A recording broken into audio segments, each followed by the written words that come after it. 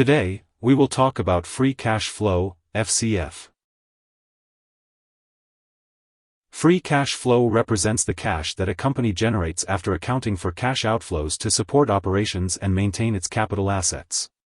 Unlike earnings or net income, free cash flow is a measure of profitability that excludes the non-cash expenses of the income statement and includes spending on equipment and assets as well as changes in working capital from the balance sheet.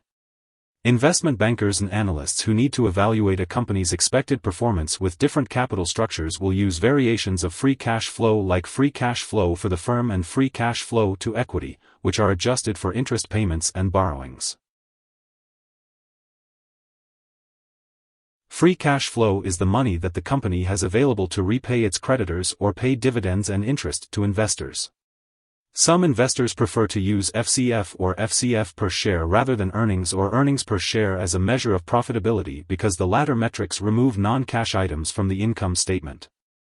However, because FCF accounts for investments in property, plant, and equipment, PP&E, it can be lumpy and uneven over time, making it less useful for the purpose of analysis. Because FCF accounts for changes in working capital, it can provide important insights into the value of a company and the health of its fundamental trends. Looking at FCF is also helpful for potential shareholders or lenders who want to evaluate how likely it is that the company will be able to pay its expected dividends or interest. A decrease in accounts payable could mean that vendors are requiring faster payment, while a decrease in accounts receivable, inflow, could mean that the company is collecting cash from its customers more quickly.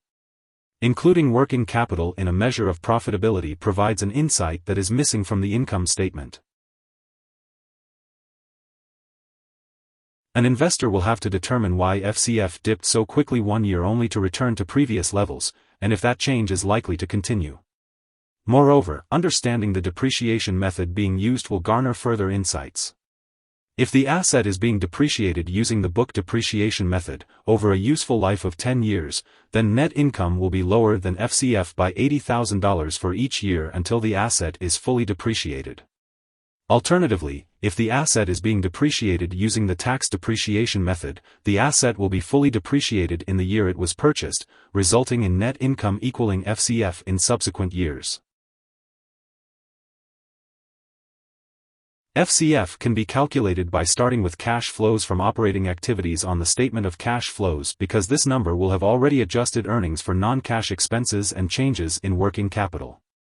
While FCF is a useful tool, it is not subject to the same financial disclosure requirements as other line items in the financial statements. Although the effort is worth it, not all investors have the background knowledge or are willing to dedicate the time to calculate the number manually. Luckily, there is software that helps make the calculation easier. Many companies with very positive free cash flow also have dismal stock trends, and the opposite can also be true. One important concept from technical analysts is to focus on the trend over time of fundamental performance rather than the absolute values of FCF, earnings, or revenue. A common approach is to use the stability of FCF trends as a measure of risk. This approach ignores the absolute value of FCF to focus on the slope of FCF and its relationship to price performance. Here are two key takeaways. 1. Free cash flow, FCF, is a measure of profitability that excludes non-cash expenses and includes spending on equipment and assets, and changes in working capital. 2. FCF provides insights into a company's financial health, identifies problems in the fundamentals before they arise on the income statement, and helps evaluate a company's ability to pay dividends and interest to investors. Hope this would help. Thanks for watching.